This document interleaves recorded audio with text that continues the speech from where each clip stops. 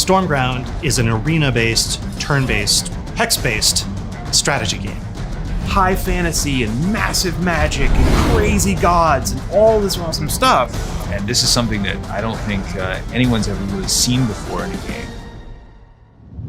When we were putting together the team for Stormground, the most important thing for us was finding people who were passionate about delivering this universe really well. Warhammer's always been this interesting thing to me because it's something the fans of collect. They then contribute to, they paint them, they bring them to life, they put them to field. Some people play games with them, some people just collect them.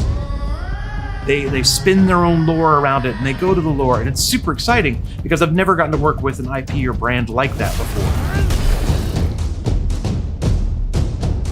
They're all unique and they're all different. You've got your Stormcast, who are these cool knights, and you got these ghosts who are like creepy bits of rag, with bits of armor on them, floating around, doing their thing. Even though in our game the units might be this big, if you zoom in, those details are there. And we did that because we know that the audience is really attached to that level of fidelity and that level of realization. And we, as fans of this IP, we want to be able to do that too, so that you know that that is the most accurate rendering of that unit that we could have possibly done. So while the combat and the factions were fine, the context for them felt like we couldn't quite marry the epic to the micro.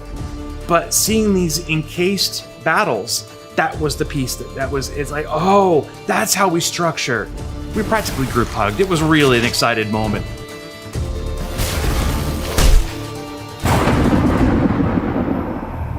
We kind of realized, wait a minute, this is the Age of Sigmar. It's unbelievably high fantasy. We all of a sudden realized, we can have a tree the size of a mountain. And what would it look like if we were actually having a battle on a branch that was like the size of a mountain, and an entire city was built on the end of that branch? So rather than presenting, here's this big scrawling map and here's some spots on it, and say, no, it's a fortress, and you're outside and you're pushing in and you're trying to ascend to the big tower at the end so that you can take down the big baddie.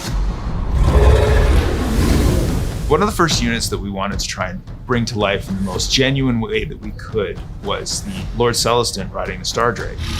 This was super exciting for me because it's the first time I've ever really gotten a chance to bring a dragon to life in a game. You feel the ground rumble. It's like swooping over, breathing fire, blowing the crap out of these hexes.